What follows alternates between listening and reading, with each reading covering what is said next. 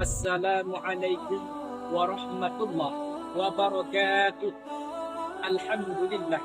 Wassalatu wassalamu ala rasulillah wa ala alihi wa sahbihi wa mawala. Qala Allah ta'ala fil Qur'anil Azim. Bismillahirrahmanirrahim. Wattaqullaha la'allakum tuflihun. Shadaqallahul azim. Amma ba'd. Dewan Hakim yang kami muliakan, sahabat da'i, penonton dimanapun berada. Di awal muqaddimah, saya membacakan firman Allah Subhanahu wa Ta'ala yang berbunyi, Wattaqullaha la'allakum tuflihun. Terdapat kalimat yang bermakna takwa, terdapat kalimat yang bermakna kebahagiaan. Dua makna inilah yang menjadi bara'ah istihlal pembahasan yang akan saya uraikan dalam tema takwa adalah kebahagiaan. Sahabat da'i, penonton rahimahullah, berbicara tentang kebahagiaan, tidak ada satu manusia yang tidak mengharapkan kebahagiaan. Namun perlu kita ketahui, kullu syai'in tariq.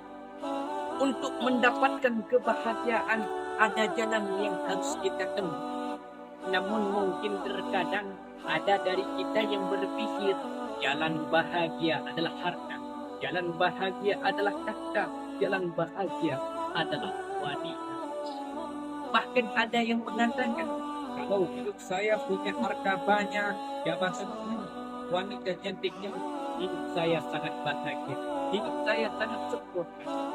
Apakah kita tidak bisa melihat betapa banyak orang kaya, betapa banyak orang yang berjabatan tinggi, betapa banyak orang yang punya wanita cantik tapi tidak bahagia? Mengapa? Karena itu bukanlah jalan kebahagiaan. Orang yang salah jalan sesat, artinya tidak sampai pada tujuan. Dan bahagia karena harta, bahagia karena tahta, bahagia karena wanita, itu merupakan kebahagiaan dunia. Bahagia dunia adalah bahagia yang fana.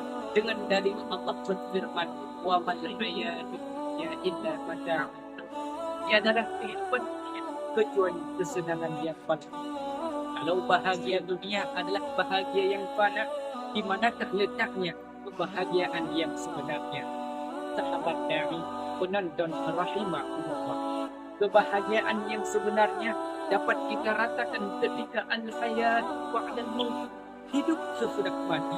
Bagaimana keadaan kita nanti ketika kita hidup sesudah mati? Apakah rasa bahagia ataupun rasa derita? Kalau bahagia, itulah kebahagiaan yang sebenarnya. Kalau gelisah, itulah gelisah yang sebenarnya. Timbul pertanyaan, bagaimanakah caranya mendapatkan kebahagiaan ini? Sahabat da'i, penonton rahimahullah, padahal Allah Subhanahu wa Ta'ala sudah menjelaskan tentang konsep jalan kunci mendapatkan kebahagiaan. Di dalam Al-Quran Allah Subhanahu wa Ta'ala berfirman, Wattaqullaha la'allakum tuflihun. Bertakwalah kepada Allah, sungguh kalian akan mendapatkan kebahagiaan. Inilah sahabat sekalian, kunci daripada kebahagiaan, yaitu bertakwa kepada Allah Subhanahu wa Ta'ala, melakukan perintah Allah, meninggalkan larangan Allah. Bahkan Rasulullah sallallahu alaihi wasallam bersabda, ittaqillaha haitsu kunta, bertakwalah dimanapun kamu berada, karena dengan takwa kita akan mendapatkan kebahagiaan. Di dalam kitab Taisirul Falaq tertulis, wa amma tamaratuha as-sa'adatu darain.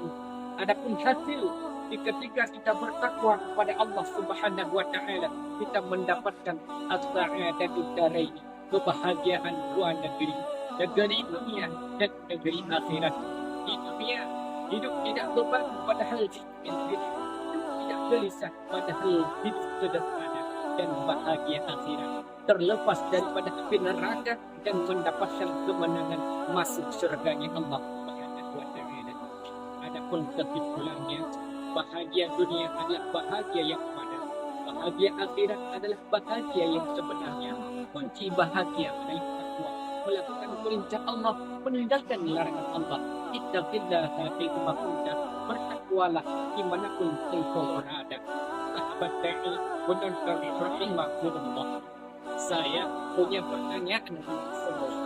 Betul bahagia akhirat adalah bahagia yang sebenarnya betul? Kalau betul, mengapa ditinggalkan? Betul bahagia dunia adalah bahagia yang fana betul? Kalau betul, mengapa dikejar? Jawabannya di kolom komentar. Cukup sekian. Hadanallah wa iyyakum ajma'in. Assalamualaikum warahmatullahi wabarakatuh.